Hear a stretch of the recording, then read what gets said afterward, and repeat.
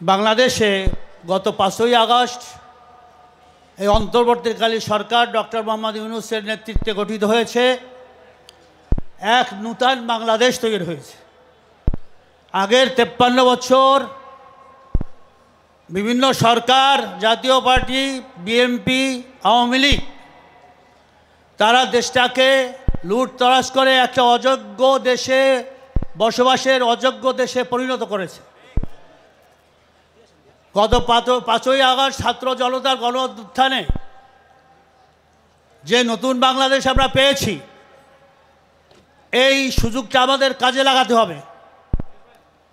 ইসলামপন্থী যারা, ইসলামী রাজনীতি যারা আল্লাহর জমিনে আল্লাহর রাজ চায়, আল্লাহর শাসন চায়, কোরআনে আইন চায়, সুন্নাহর আইন চায়, তাদেরকে ঐক্যবদ্ধভাবে কাজ করতে হবে।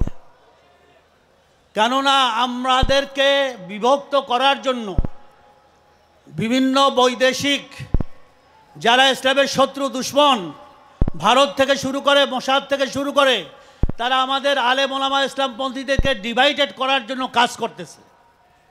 তারা কিন্তু বসে নাই, ভারত কিন্তু বসে নাই, কিন্তু বিভিন্নভাবে আমাদেরকে বিভক্ত করতেছে, বিভিন্ন ইখতিলাফ, বিভিন্ন ধরনের, যাতে করে আমরা ঐক্য না হইতে পারি।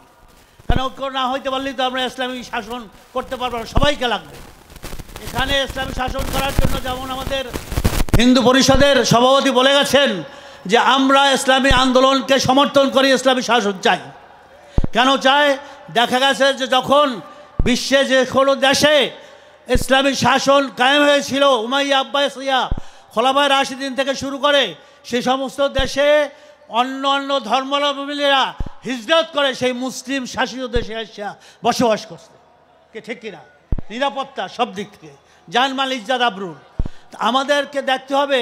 আপনি দেখেন এই যে আমেরিকা এত বড় শক্তিধর, ক্যালিফোর্নিয়ায় দাবানল আগুনের লেলিহান চলতেছে, কেন? এটা আল্লাহর গজব। কারণ ফিলিস্তিনের শিশু, নারী, মানুষকে দিন দিন পাখির মতো হত্যা করতেছে এই জালেম আমেরিকা। সে আজকার তার ফল পাইতেছে। আপনারা তারা বলতেছে, ডোনাল্ড সে বলতেছে যে এখন আল্লাহ আল্লাহ করো, আল্লাহ ছাড়া কোনো উপায় নাই। মুসলমানদেরকে নিয়ে সেই দাবানলে ওখানে নিয়ে আজান দেওয়াইতেছে, আজান দিতেছে আল্লাহু আকবার, আল্লাহু আকবার, আর কোনো উপায় নাই। গজব।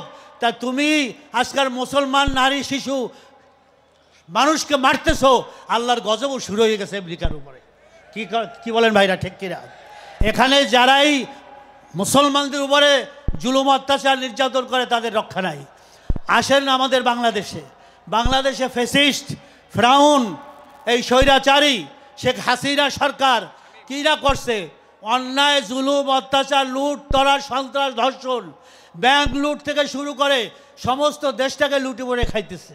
এখন শ্বেতপত্র বাহিনীতেছে, এখন কত কোটি কোটি, হাজার হাজার কোটি টাকা, ডলার শেখ হাসিনা, তার বোন রেহানা, তার ছেলে জয়, তার মেয়ে পুতুল, হাজার হাজার কোটি টাকা তারা বাংলাদেশ থেকে পাচার করছে। প্রতিদিন 24,000 কোটি ডলার পাচার করছে প্রতিদিন। তাহলে দেশের কি আসলে এরা দেশপ্রেমিক না দেশের শত্রু? দেশের শত্রু কিনা বলেন? এ ব্যাপারে কি করতে হবে? আমার আব্বাজান রহমতুল্লাহ বলছেন, শত্রু যেভাবে আসে সেইভাবে মোকাবেলা করতে। এখন তো আর ঢাল তরবারের যুদ্ধ নাই, এখন হচ্ছে ভোটের যুদ্ধ। এখন কিসের যুদ্ধ? ভোটের যুদ্ধ। এই যে আগামীতে ভোট আসতেছে সংস্কারের পরে, এরা বলছে 2025-এর পরে অথবা 26-এর মধ্যবর্তী অবস্থায় তারা নির্বাচন দেবে আমাদের অন্তর্বর্তীকালীন সরকার, সংস্কারের পরে। আগে সংস্কার ছাড়া হবে না। আরে এত তাড়াহুড়া কিসের নির্বাচন দেওয়ার জন্য? পাগল হয়ে গেছে নির্বাচনের জন্য। জনগণ আপনাদেরকে পরিত্যক্ত করছে, 3 বার দেখছে আপনাদের ক্ষমতা দিয়ে। আর চায় না এই সন্ত্রাসী, দুর্নীতিবাজ যারা টাকা লুট করে তাদেরকে দেখছে, আর কেউ ক্ষমতায় দেখতে চায় না। আপনারা কি চান? মোটেই চাই না। তাই সংস্কার হতেই হবে, সংস্কারের পরে নির্বাচন। এই নির্বাচনে আমাদেরকে, ইসলামপন্থীদেরকে এক হয়ে, যেটা আমাদের আমির বারবার বলছেন যে আমরা আগামী নির্বাচনে ইসলামের একটা বাক্স দিতে চাই, একটা বাক্স দিয়ে যায় জনগণ বুঝুক। তারা বলে হুজুর আপনারা খালি বিভিন্ন দলে বিভক্ত, বিভিন্ন ভালো এক হয়ে হাল্লা কেন? এক হইলে আমরা সবাই আপনাদেরকে ভোট দেবো। আমরা আওয়ামী লীগ দেখছি, বিএনপি দেখছি, জাতীয় পার্টি দেখছি, সোনার বাংলা দেখছি, সবুজ বাংলা দেখছি, এবার ইসলামের বাংলাদেশ দেখতে চাই। একমাত্র মুক্তির পথ ইসলাম। সন্ত্রাস, দুর্নীতি, চুরি, ডাকাতি, ঘুষ, রাহাজানি বন্ধ হবে না যতক্ষণ পর্যন্ত এই জমিনে ইসলামী শরিয়া কায়েম না হবে। কি কেউ পারবে?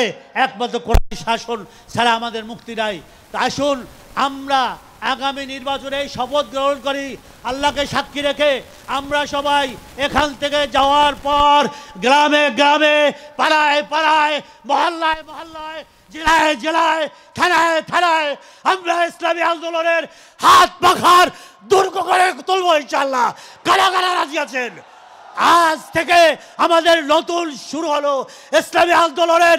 আর হাত পাকা ছাড়ার কোনো মার্কা নাই, একই মার্কা। সবাই বলেন আমার সাথে, হাত পাকা, হাত পাকা, হাত পাকার জয় হোক ইসলামী শাসনের বাংলাদেশ। আমি আবারও বলতেছি, ঐক্যবদ্ধভাবে আমাদেরকে ইসলামী আন্দোলন হাত পাখা নিয়ে যাইতে হবে এবং টার্গেট ভিত্তিক প্রত্যেকটা সেন্টারে, কেন্দ্রে আমাদের এই যুবকরা আপনারা পাহারা দেবেন যে কোনো ফ্যাসিস্ট সরকার, কোনো ফ্যাসিস্ট, কোনো আপনার যাদের কালো টাকা, যাদের মাসেল বয় বলা হয়, তারা যেন এই কেন্দ্রগুলো দখল করতে না পারে। এই জন্য আমাদের যুবকরা সেটা পাহারা দিয়ে তাদের মোকাবেলা করবো ইনশাল্লাহ। যেভাবে শত্রু আসবে সেইভাবে আমরা মোকাবেলা করব। কি রাজি আছি ইনশাল্লাহ? তাহলে আমরা বলতে পারি আগামীতে ইনশাল্লাহ ইসলামী আন্দোলন বাংলাদেশ ইনশাল্লাহ সরকার গঠন করবে, ইসলামী সরকার গঠন করবে। পার্লামেন্টে 151 জনের বেশি সদস্য নিয়ে আমরা সরকার গঠন করব ইনশাআল্লাহ। কারা কারা রাজি আছেন? আল্লাহু আকবার, আল্লাহু আকবার, আল্লাহু আকবার। আল্লাহ রাব্বুল আলামিন আমাদেরকে সেই তৌফিক দান করেন এবং মুসলমানদের ভিতরে ঐক্যবদ্ধ হয়ে যেন আমরা ফ্যাসিস্ট, এই জালেম, এই ফ্রাউন সরকার, যারা অত্যাচারী দুর্নীতিবাজ, তাদের থেকে এই দেশটাকে রক্ষা করতে পারি। আসুন আমরা সবাই ঐক্যবদ্ধভাবে ইসলামের পতাকা তলে হাত পাকা নিয়ে আগে এগিয়ে যাই এবং আগামী দিনে ইসলামী রাষ্ট্র উপহার দেই। এই আহ্বান রেখে আমার সংক্ষিপ্ত বক্তব্য এখানে শেষ করছি। নাসরুম মিনাল্লাহি ওয়া ফাতহুন করিব ওয়া বাশশিরিল মুমিনিন। আসসালামু আলাইকুম ওয়া রাহমাতুল্লাহ।